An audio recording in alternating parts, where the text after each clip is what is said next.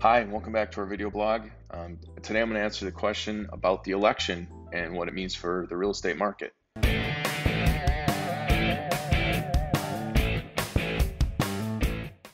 So, friends and clients, thanks for tuning in. Many people have been asking about how the presidential election is going to impact real estate. Well, we know 2020 has been one heck of a year with the pandemic, the resulting economic slowdown, the lockdowns, the protests, the riots, the looting, and more. I want to quote Frank Martell, who's the president and CEO of CoreLogic, which is a data and analytics company that deals with mostly the real estate market and provides information to government and also to the industry. He said, on an aggregated level, the housing economy remains rock solid despite the shock and awe of this pandemic. So the next large 2020 event, of course, the elephant in the room is that could impact real estate is the upcoming presidential election. And people are concerned, getting a lot of questions on it. So first of all, in the early days of the health crisis, people thought it was going to be this health crisis is going to have a huge effect on foreclosures.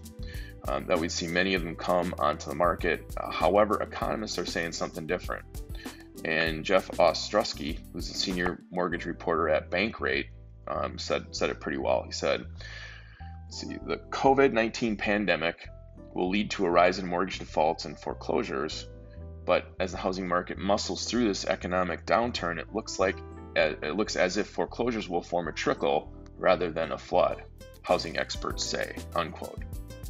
Well, of course, part of this is due to the government allowing forbearance, and right now the economy is slowly getting better. Unemployment's down, the economy is rising, and the housing market amazingly has remained strong all along. And these super low mortgage rates are converting prospective buyers into active ones. So interest rates are currently driving the market and giving buyers more purchasing power. And we're seeing a very strong demand. Consumer confidence and sentiment have been increasing both the economy and the housing market. And I'm going to quote Ollie Wolf, who is chief economist for Myers Research. Quote, the year after a presidential election is the best of any four-year cycle, or best of the four-year cycle. This suggests that demand for new housing is not lost because of election uncertainty, rather it gets pushed further out to the following year.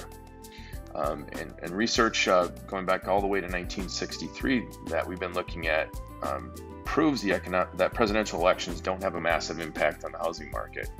So you don't really need to be overly concerned about that. It just pushes it further down the road. So if you need a new place to live, I'm gonna let us help you go find it. And if you're renting a house, and your situation is that you're going to be here for a while, you're kind of throwing money away, especially with these super low rates. So let's help get you into a new home. Still, of course, buyers are being cautious. So as a seller, you need to take that into consideration and not overprice their properties or your properties. Pricing is always key. We're in our market.